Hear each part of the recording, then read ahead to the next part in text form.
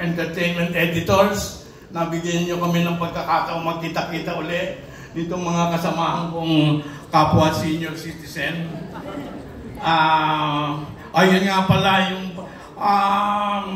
yung mga senior citizen, kagaya namin ngayon, ay dapat inuuna ninyo sa mga schedule. Kami lobat na pagdating ng ay naglo-lobat na kami. At saka sabi nga din, kwentuhan nga din sabi nga ni Eva at saka malamig dito ay madalas ako maihe.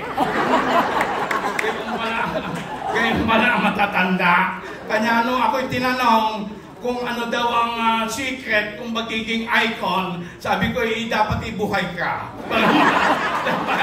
Para matanggap mo yung muntik na icon na yan.